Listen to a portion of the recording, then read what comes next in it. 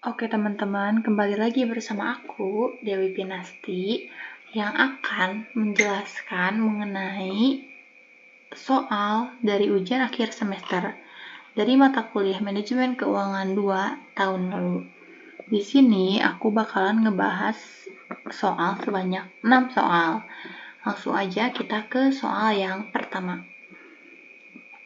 Soalnya, PT Sentosa membayarkan dividen Rp400 per tahun. Pertumbuhan dividen direncanakan sebesar 5% per tahun. Tingkat return yang disyaratkan investornya sebesar 15%. Harga saham PT Sentosa, ini tuh PT Sentosa ya, ini tuh typo. Saat ini adalah Rp5.000. Hitunglah nilai intrinsik saham PT Sentosa berdasarkan pendekatan present value approach. Untuk menjawab soal nomor 1 ini, kita langsung aja menggunakan rumus.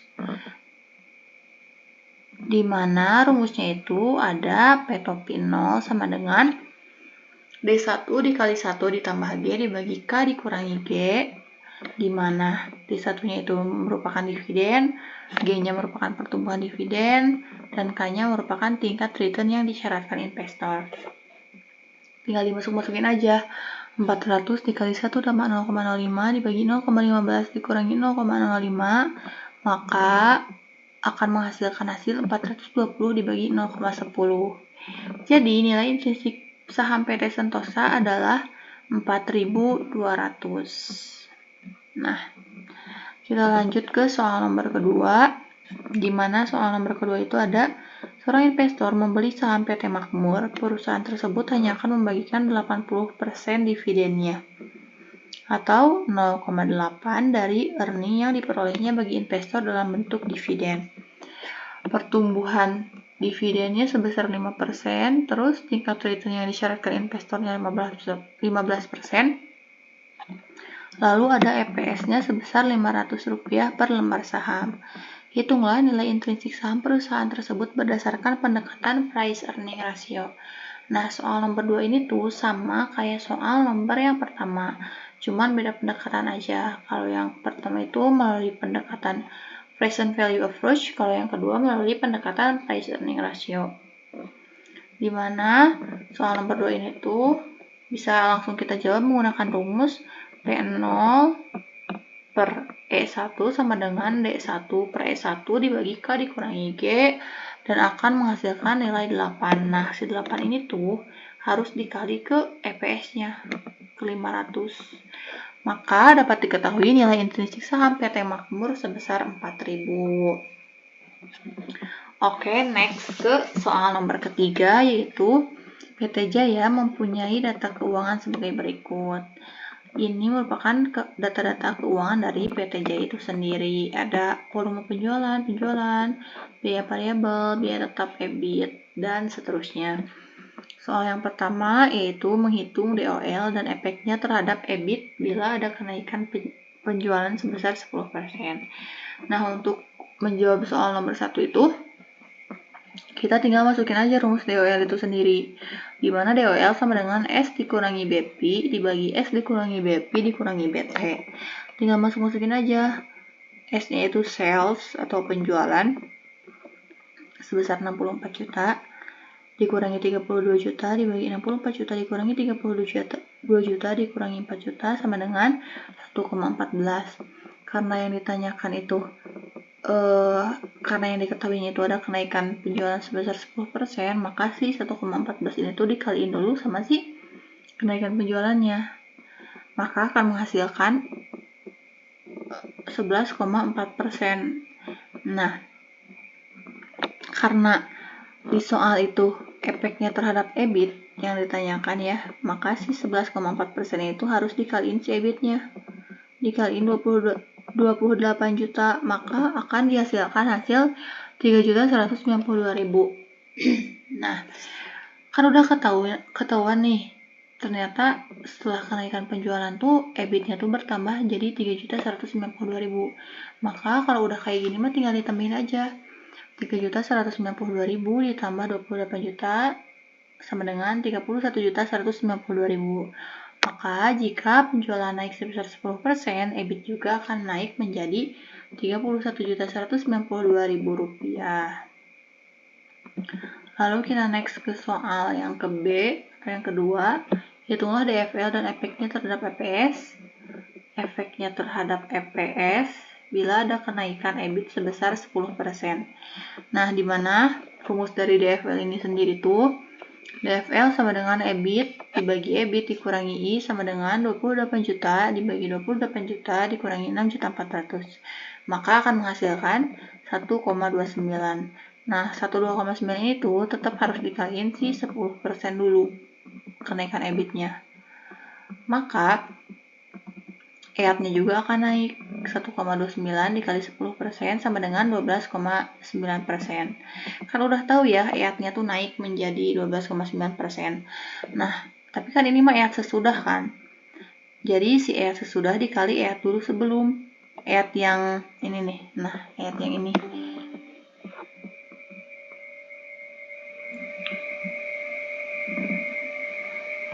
Nah, maka akan dihasilkan hasil seperti ini.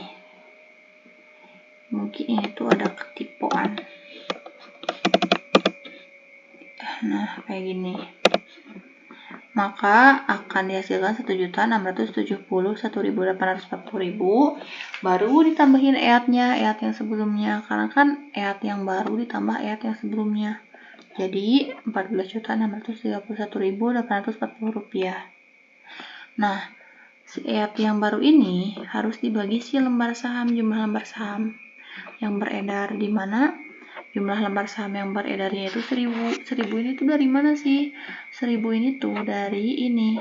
Dari EAT dibagi EPS akan menghasilkan jumlah lembar saham yang beredar gitu. Maka jika ada kenaikan EBIT, maka EPS juga akan meningkat menjadi Rp14.632. Dari yang sebelumnya cuma Rp12.960 menjadi Rp14.632. Ada kenaikan lah sebesar 1000 sekian ya. Terus kita lanjut ke soal yang C-nya.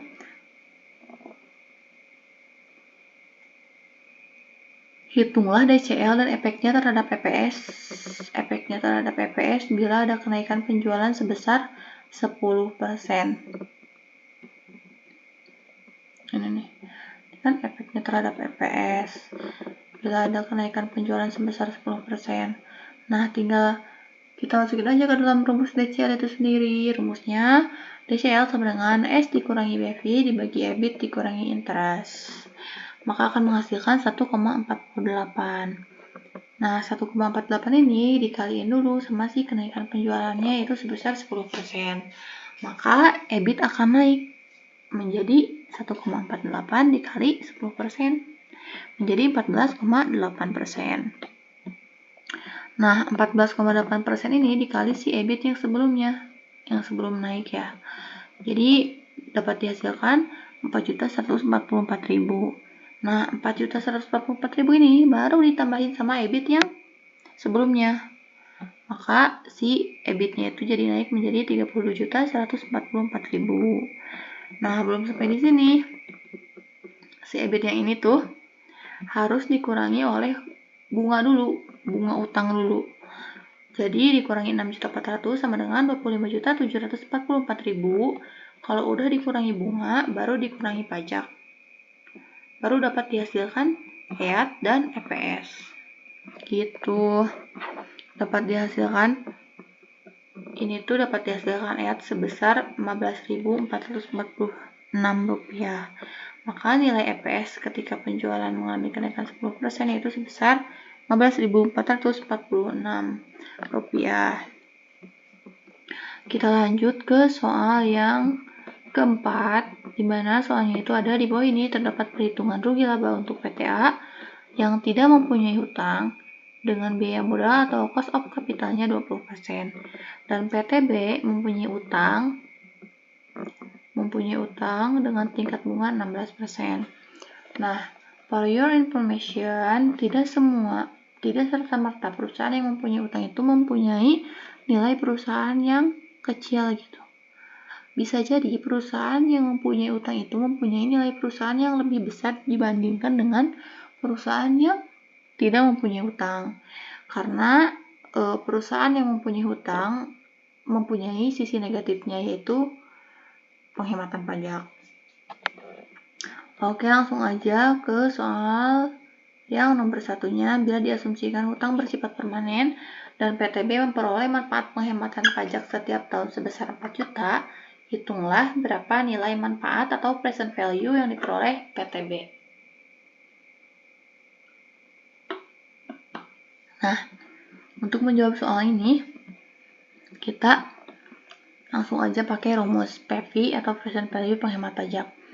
Di mana present value penghemat pajak ini mempunyai rumus penghemat pajak dibagi KD. KD ini tuh tingkat bunga. Nah, jadi tinggal masukin aja 4 juta, kan tadi penghematan pajaknya 4 juta per tahun dibagi 0,16 sama dengan 25 juta. Terus ke bawahnya lagi, PU sama dengan laba setelah pajak dibagi biaya modal sama dengan 150 juta. Terus, next ke soal yang ke B-nya, hitunglah nilai perusahaan PTA dan B dan PTB. Nah, di sini kita bisa lihat bahwa nilai perusahaan PTB yang menggunakan hutang itu lebih besar dibanding PTA yang tidak menggunakan hutang sama sekali nih. Kita tinggal masukin aja ke dalam rumus PU sama dengan 30 juta dibagi 20% dan akan menghasilkan nilai perusahaan PTA yaitu sebesar 150 juta. Terus ke PTB yang menggunakan utang 16%, di mana tinggal menggunakan rumus PL sama dengan PU ditambah PP penghemat pajak. Jadi 150 juta ditambah 25 juta dari ini nih, dari PP penghemat pajaknya. Maka dapat diperoleh hasil atau nilai perusahaan PTB sebesar 175 juta rupiah. Maka terbuktikan bahwa tidak serta-merta gitu si perusahaan yang punya hutang itu nilai perusahaannya lebih kecil. Ini buktinya nilai perusahaannya lebih besar. Gitu, oke. Kita next ke soal selanjutnya, yaitu soal nomor ke-5. Di mana soalnya itu ada perusahaan A ingin merger dengan perusahaan B yang memiliki informasi keuangan sebagai berikut.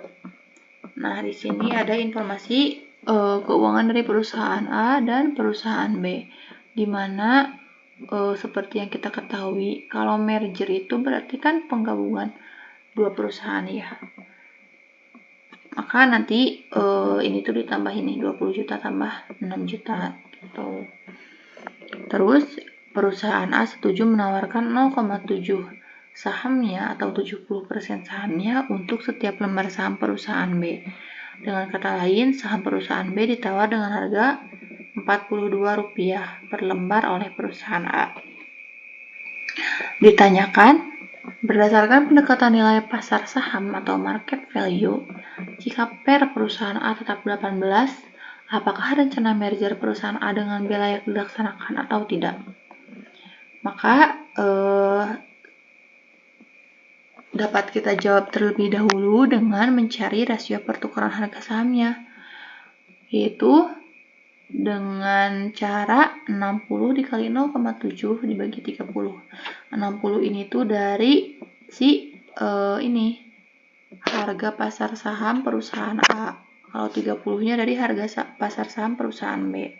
Kalau 0,7-nya itu dari si perusahaan A yang menawarkan sahamnya.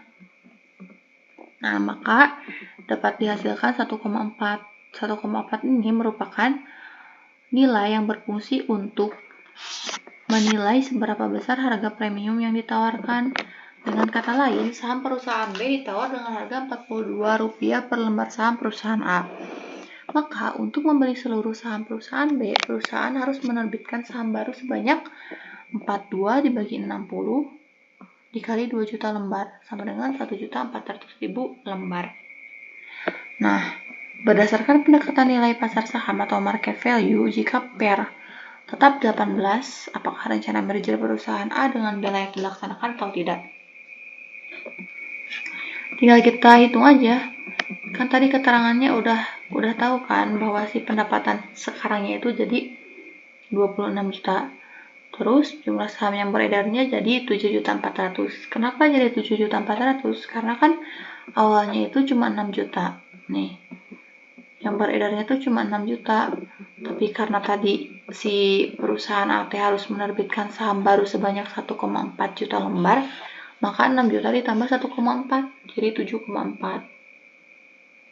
Kalau udah gini mah gampang. Pendapatan sekarang tinggal dikaliin aja. Pendapatan sekarang tinggal dikaliin sama jumlah saham, dibagi sama jumlah saham yang beredar. Maka dapat dihasilkan EPS sebesar 3,51.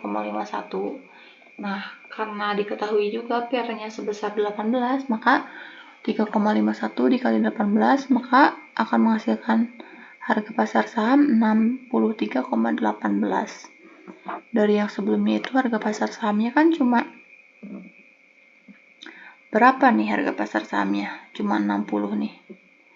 Naiklah 3, sekian, lumayan. Maka karena setelah merger harga pasar saham meningkat, maka merger layak dilaksanakan.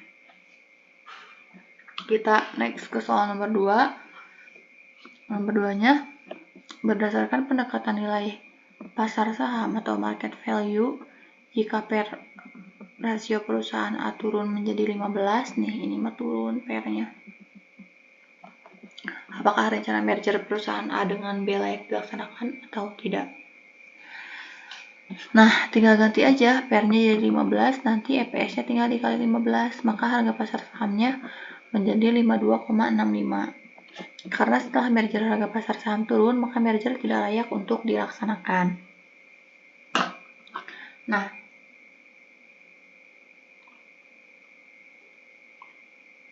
sekarang kita bisa tahu kan bahwa kalau turun mah harga pasar sahamnya juga bakalan turun. Sedangkan kalau naik itu kan lebih bagus. Nih, yang 18 aja yang tetap aja bagus. Kalau turun mah pasti jadi kurang dari harga pasar saham yang sebelumnya gitu. Makanya bakalan rugi kalau dilaksanain. Sekarang soal terakhir, yaitu diketahui PT Melati memiliki 3 juta lembar saham beredar. Terus EAT-nya sebesar 4,5 miliar. 4,5 miliar sehingga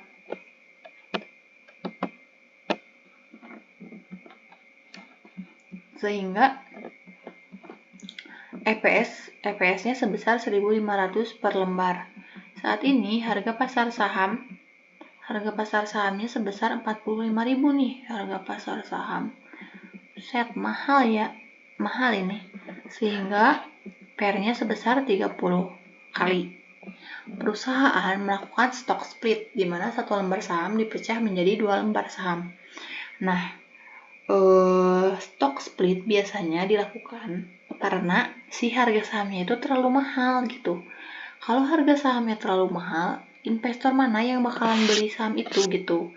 Makanya strategi perusahaan untuk mengatasi harga saham yang kemahalan yaitu dengan cara melakukan stock split atau dibagi menjadi 2.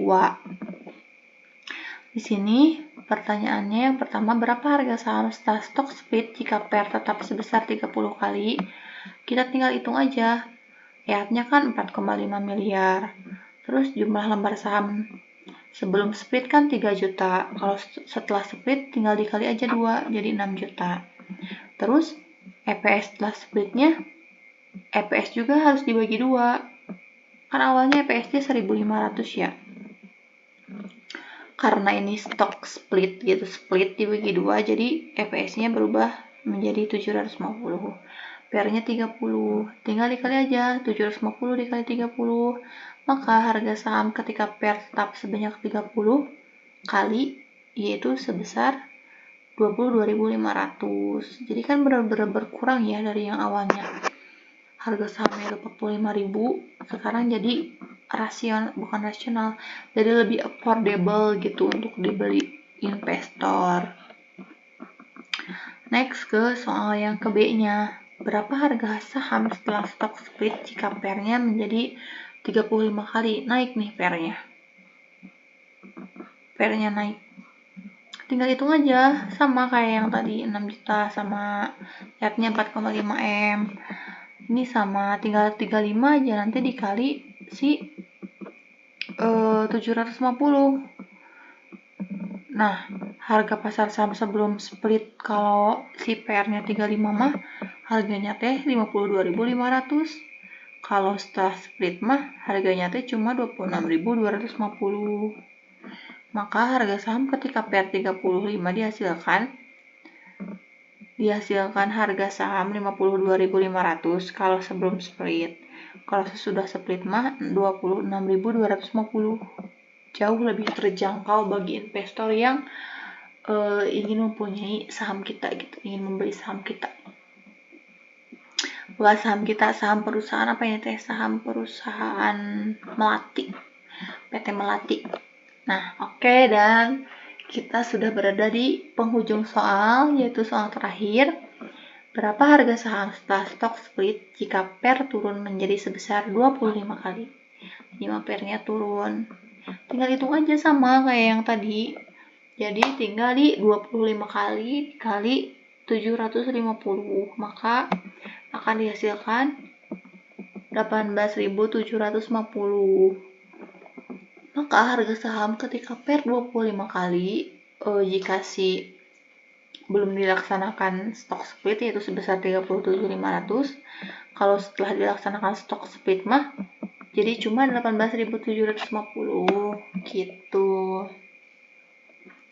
Gimana teman-teman? Semoga pembahasan soal UAS Manajemen Keuangan 2 ini bisa dimengerti oleh teman-teman.